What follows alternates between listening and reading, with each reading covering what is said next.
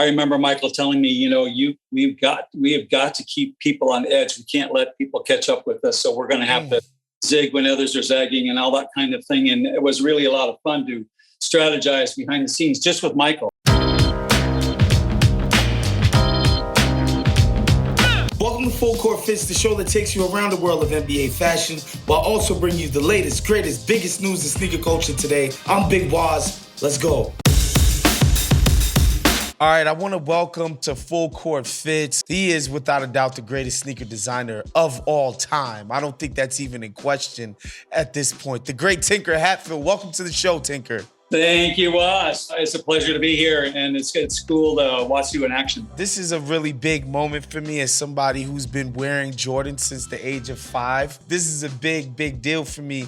But I wanted to get you into our show like this. Like, we usually do a segment where we comment on NBA players and what they're wearing, and we either cop it or we drop it. Cop it, we like it. Drop it, we don't. We wanted to switch it up. We wanted to pit your babies against each other, and we wanted to make you pick one and tell us why you picked one rather than the other. Are you ready for this, Tinker? I'll give it my best shot, man. All right, first up, we have the Nike Air Tech Challenge 3, which in my neighborhood we call the Agassiz, versus the Air Raid. Which one you gonna pick? Which one you gonna cop here, Tinker? I'm gonna go with the Air Tech Challenge with Andre, because that really changed tennis. It opened the floodgates. I'm sure there are a lot of people who don't like us for having done that, but it changed the face of tennis, which was a lot of fun to be a part of. I love that. Always innovating, always disrupting.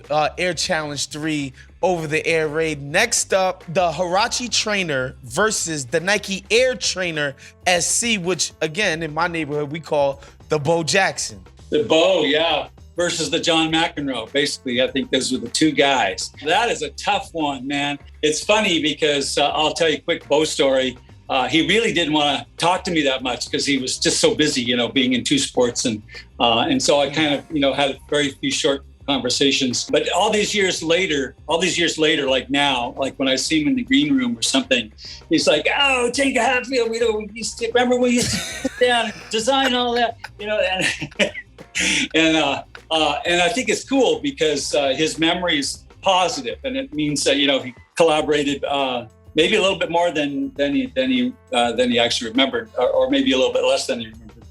But those are funny stories, and that's all part of what I do, which is basically trying to understand an athlete's needs and their wants and their desires, and what their favorite meal is, and where do they go to watch the movies. All those things can contextually fit into the design of a product. So that's what we're doing. I love that. Okay, so we're gonna go with the Bo Jackson. Next up, if you had to pick one, because these two sneakers, I'm telling you, they broke the mold, both of them, and you've done that several times in your career. Air Jordan 11 versus the Air Jordan 3. 11. Why the 11? They were both kind of unique situations. The 3 was handed to me very, very late, and I had to sort of, scramble a whole bunch of people and myself to, work long hours to get that one put in front of Michael. The 11 was a little bit different context in that basically I was told not to design any more Air Jordans because he was now retired. And I had just finished up the 10, and I'm like, I just went right into designing the 11. And there were some people at Nike that thought I was spending too much money, that we weren't going to have much offense behind it if Michael wasn't playing. So anyway, I put everything that I could think of, every innovation, every trick, every twist, and went and showed it to Michael, and he was totally on board with it and suggested a few things. Actually simplified it a little bit. That shoe, wasn't even available when he unretired. But in the following year, he won a championship in that shoe, and it still probably plays about as well as any shoe out there. It's very rigid in all the right spots and high traction. So it's a good shoe. So modest, I love it. Nike Air Max 1 versus Nike Air Max 90. That I can't do it. The 90, lighter weight, more comfortable, quite frankly. But there's absolutely nothing more rewarding than to walk down the street in New York City, or in Chicago, or in Atlanta, and see the hippest and the coolest young people wearing Air Max 1s. I mean, in the variety of colors that they come in and material choices, and even some that they've been able to design them, so, like color up themselves. So I'm going to have to go with the 1 because that's one of those seminal products in the Nike history. Last but not least, we want to go Air Jordan 5 versus the Air Jordan 6. I can't pick. I love that. It's those two shoes are very different from each other, but that's because I remember Michael telling me, we have got to keep people on edge. We can't let people catch up with us. So we're going to have to zig when others are zagging and all that kind of thing. And it was really a lot of fun to strategize behind the scenes just with Michael, just between the two of us. And we tried to keep our decision making really tight so that we could not have to listen to too many opinions. I mean, there were some that were important, but mostly it was really a great honor just to sit down with Michael, just with myself and work it out.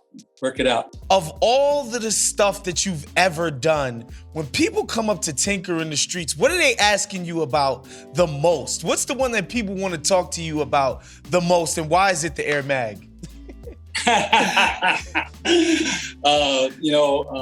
You ain't wrong. You ain't half wrong anyway. So there are kind of like two things that pop up the most, and one of them, where can I get those Air Mags? Because they're still like, people are still trying to figure out. I don't think they understand that there aren't anymore. The second one is almost universal. It is, what was it like to work with Michael Jordan? It isn't like, what was it like to do one shoe, but what was it like to work with him over the years? You know what I mean? Wasn't really a focused question on a particular sneaker. It was just like their relationship. So very fortunate to have been paired up with Michael when he was young and I was still young, and we could grow together. And I think that's why the designs always sort of like worked. I want to get into the stuff that you're doing with Michelob, because the point of this exercise, Tinker, is that like all of these designs that I mentioned, not only did they break the mold at the time they came out, they continue to stand the test of time. Like, you talk about the Air Max 1, like it endures and continues to, right? So I wonder, like, what inspires you to keep doing this, and what was exciting about doing this stuff with Michelob? First of all, Michelob is a fantastic company. I'm a fan of the company. They're all about the joy of life.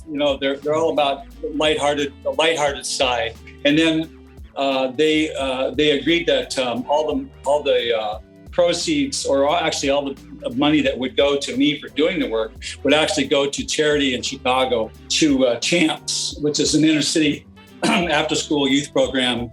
It's very, very important for the safety of the kids to be able to go somewhere and get on a computer or do their homework, or maybe even play sports. And proceeds of this from this project will go to Champs. So, well, Tinker, I gotta say, man, thank you for your time today. Your joie de vivre is a light to us all. Continue to inspire us, and thank you for coming on Full Court Fits, brother. Well, I appreciate it. It was a fun conversation. All right, that was our show for today. Make sure you subscribe to The Ringers YouTube page. Make sure you hit the notification bell so that you're getting notified every single Friday when Full Court Fits drops. And of course, make sure you like this video because you know it was fire. I'm Big Waz. Peace.